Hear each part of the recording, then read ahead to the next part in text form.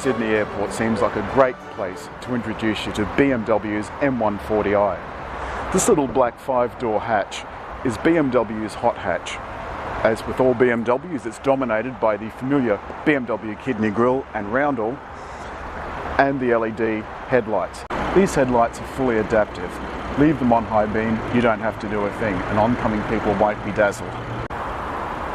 Side profile, of course, you see these fabulous black BMW wheels. These are M wheels and they're 18-inch.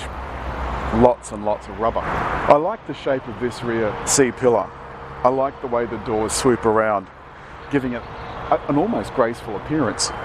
Not something that's easy to do in a 5-door hatch. The driving position for me is pretty good. There's plenty of room. I can get to the clutch and the brake pretty easily. All the rest of the instruments are pretty easy to reach, with the exception of the window controls, which rest about here on my wrist. Same goes for the gear lever.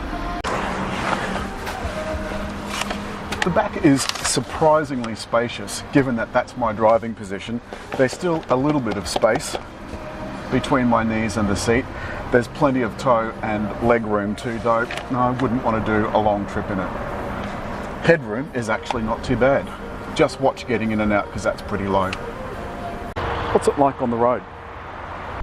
When you get into the car, you're in no doubt that you're in an entry-level BMW. She's certainly not as posh as her posher sisters. Premium, yes, but not posh. You'll notice first the cabin looks fairly simple, dominated by the touch LCD screen. So all of the new BMWs have a touch screen, and it's much easier to operate the vehicle's functions. Previously they made do with the iDrive controller, which is down here by the front seats, and that was a bit of a pain, especially with things like Apple CarPlay, which is made to work on a system with a touch screen, so like a smartphone. On that subject, Apple CarPlay is not standard. You've got to pay extra for it, and this test car doesn't have it fitted. It's very naughty. Generally, the controls are very easy to use, but one thing I found is that with the seat in my driving position and my arm is resting comfortably here, this gear stick is not quite in the right spot. I've got to kind of reach backwards to change gears up and down. Likewise, for the window switches, with my hand resting comfortably, the buttons are all at my wrist, so I've got to lift my hand up and kind of kink it back, especially get to the back windows. Generally, the cabin feels and looks good. The hexagonal aluminium trim is a highlight of the M upgrade to the 1 Series, as is the leather and steering wheel, and of course it's got little M badges all over it, which apparently is very important. The exterior looks good. It looks really good. It's black on black with just a touch of black. The 18-inch black wheels complement the black of the paint job. Inside it's black on black with the silver and the touch of blue, which I think looks really great. Instruments are really clear and easy to read.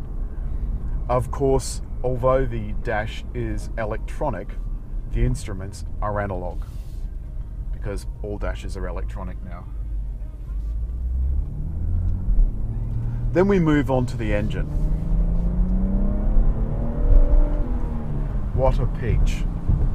250 kilowatts and a thumping 500 Newton meters of torque make this M140i an absolute pearler.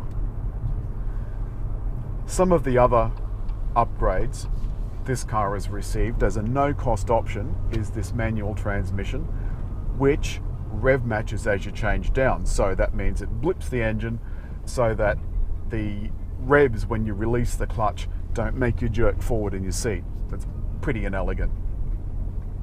Space in the back is a little bit limited, and space in the boot is also limited, but you can fold the seats down in a single movement for either side, and it allows you to store longer items, but is still by no means class leading. However, this is the hot hatch that you want to have when you don't fancy a Focus RS. 0 to 100 time in this car is 4.6 seconds. It also comes in an 8-speed automatic, and that of course has paddle shifters. There's very few driver aids. There's no blind spot monitoring, there's no lane warning and lane guidance, but there is forward collision alert and of course autonomous emergency braking. The cruise control is also manual, nothing wrong with that. Some of the other controls, you've got automatic lights obviously and automatic wipers, which we've got going at the moment. The headlights look spectacular. Those adaptive LEDs monitor what's coming in front and alter themselves so that no one is blinded, even on high beam, which I think is remarkable. The rear has that pleasing look. Yes, it's a little plump, and the C-pillar also looks pretty good.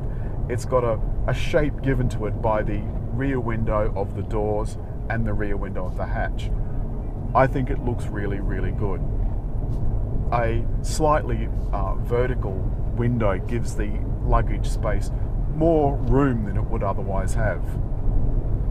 As you can hear on the highway, the tyres do have a bit of a hum. All in all, this is a spirited package that looks the business. There's plenty of room for me in the front.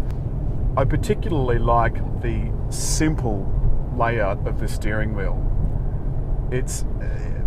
There's nothing worse than having controls crammed all over the place. This has got speed limiter and cruise control, and you push whichever one you want to activate, flick the button down. Too easy. There is voice control for some of the functions, but look, honestly, I wouldn't bother. Of course, you can still use your phone with voice control hands-free simply by pressing and holding the button, and it will switch to the phone's functions rather than the car's functions. I want to talk a little bit about the center stack, which is so nice and neat. The center console has the iDrive controller, of course, as I mentioned before. This has adjustable sport suspension. We're at the moment in comfort mode. Mostly comfort mode's fine. Sports mode does give you a bit of extra pep out of the engine, and for the most part you don't need it. The suspension is nice and soft, and the ride's nice and soft too. There's a nice bin in front that you can close. The lid slides back under the tray that you can sit your phone on. USBs are accessible in here, but not while you're driving. Honestly, it's too much of a faff. Air conditioning controls, it is fully automatic, and you just set the system and forget it. Too easy. And there's actually nice manual buttons.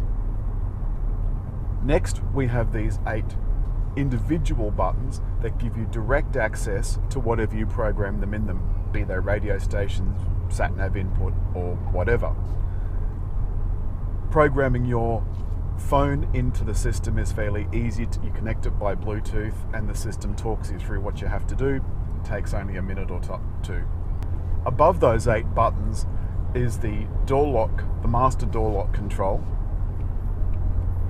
and this odd temperature wheel that BMWs have had since the year dot.